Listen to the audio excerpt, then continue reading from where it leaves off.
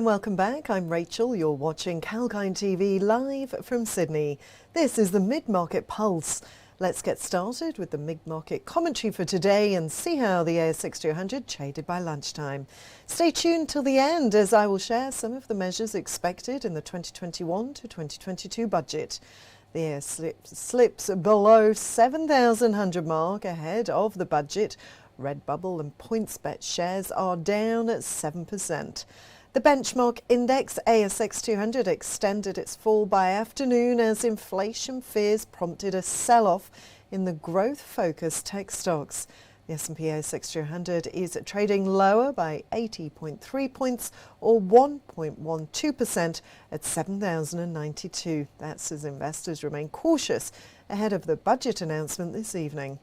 Tech stocks were the biggest losers on the ASX, led by Nearmap, down by 6.3%. They're followed by WiseTech Global, which fell 3%. On the sectoral front, 9 of 11 sectors are in the red, while information technology is the worst performing, falling over 2%. Other sectors that are trading lower include telecommunications services, consumer discretionary, information technology, industrials, A-REITs, financials, energy and healthcare, while utilities and consumer staples are the only gainers on the ASX today. Earlier today, the S&P ASX 200 opened in the red, tracking weak cues from US markets, which ended lower in overnight trade due to sell-off in technology stocks. The benchmark index S&P ASX 200 opened lower by 8 points or 0.11% at 7,164.70. This was on the day Australia's federal budget 21 to 22 is scheduled to be tabled. Investors will be keeping a key eye on the budget due to announcement by Treasurer Josh Frydenberg at approximately 7:30 this evening, Australian Eastern Standard Time later today. Frydenberg will be presenting his second COVID budget and is expected to increase spending on mental health support for new mothers and also on screening for breast and cervical cancer. This is all as part of a $354 million women's health package. As per the report, the budget will propose at least $5 billion for funding for infrastructure projects that will help create thousands of jobs. Moving on to the gainers and losers now, the worst performing stocks on the ASX are currently Redbubble and PointsBet Holdings, which are down almost 7%. NRW Holdings, A2 Milk Company and Zipco were amongst the other top losers. Some of the notable gainers are Omni Bridgeway, Brickworks, Collins Foods, Boral and Sky City Entertainment Group. Now let's take a look at some other shares in the news today. Looking at the first stock, shares in Cobre have risen 4.54% to 17.2 cents. That's after the mineral exploration company says they've concluded the mobilisation to the site of both reverse circulation and also the diamond core drill rigs on the Kitlanya East project in Botswana.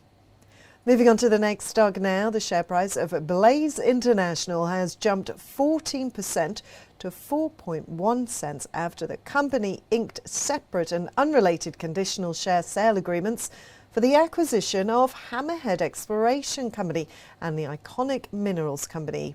Hammerhead and the Iconic collectively own 6 tenement applications in the Irrawaddy Basin of Western Australia, spanning over the immediate northern and western strike extension of the latest zinc-lead discovery of Rumble Resources. Moving on now, Jadar Resources has entered into an agreement with European Lithium. This is to collaborate on the Weineben and Eastern Alps lithium projects in Austria. Following the announcements, stock of Jadar Resources was trading flat at just 3 cents, while European Lithium share price rose 1.75% to 5.8 cents.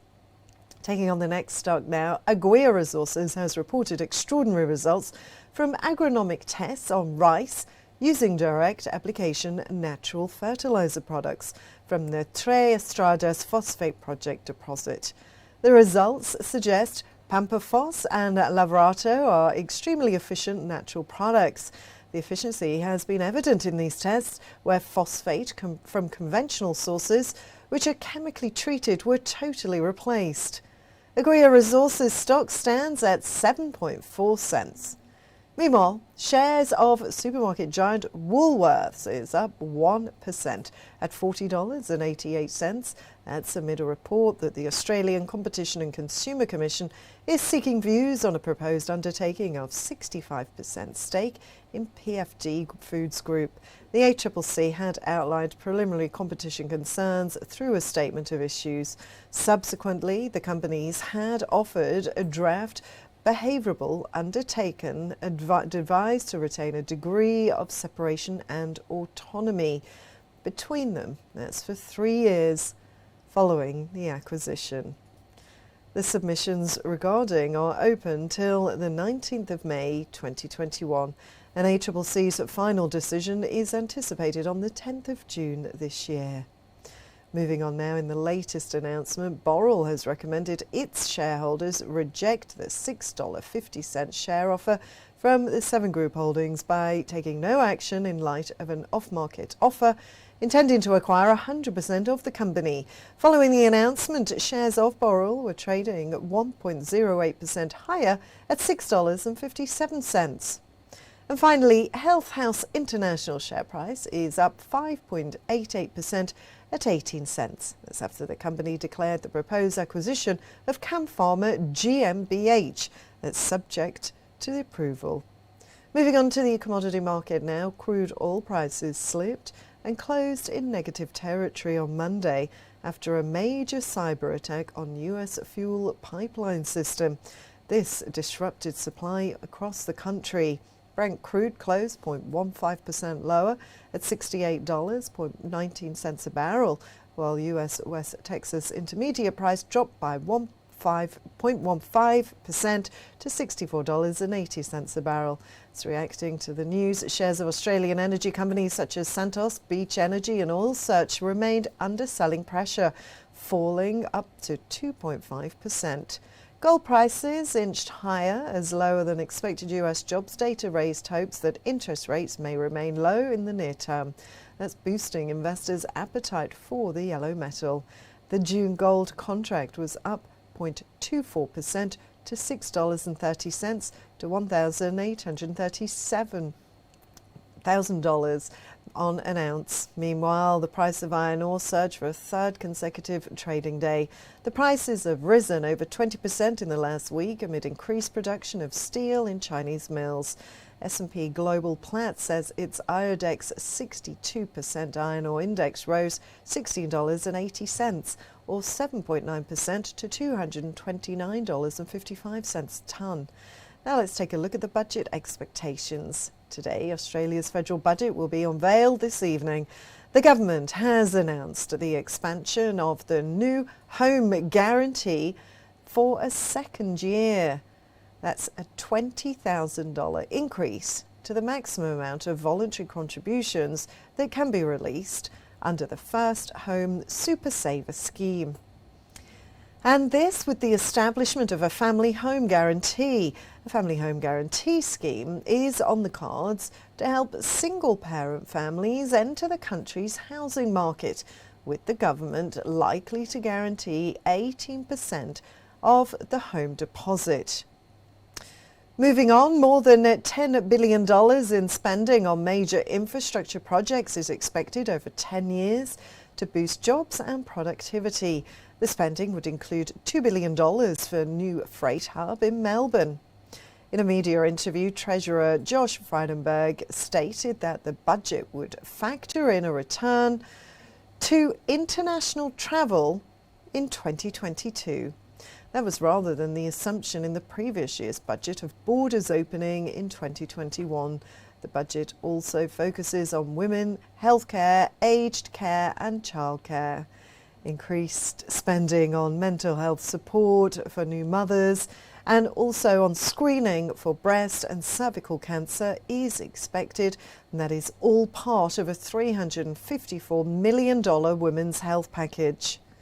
The Conservative government would also spend more on pre-pregnancy genetic screening and treatment of eating disorders and endometriosis. That's according to the Health Minister, Greg Hunt, as he was interviewed on Sunday. Australia also expects to eradicate breast and cervical cancer by 2035 due to screening and vaccinations. A total of around 3,500 women die every year from both illnesses. The budget is expected to focus on increasing childcare subsidiaries and is expected to pledge $1.7 billion to boost female participation in the workplace. The Australian government is expected to spend $18 billion for aged care reform, with the bulk of the spending to focus on building a highly trained aged care workforce, much anticipated, as well as incentives for private residential operators to ensure that they themselves remain profitable. The government has already flagged spending $2.5 billion on aged care. Moving on now, the Australian government has reportedly dropped plans to fast-track tax cuts for the wealthy. It will instead extend tax cuts for low to middle-income earners for another year, with tax relief for the wealthy due for introduction in 2024. Notably, $565 million is planned for low-emissions technology partnerships. Unemployment welfare payment, Job Seeker, is expected to fall to $14.7 billion by 2024 to 2025. That's from the $32 billion forecast in December.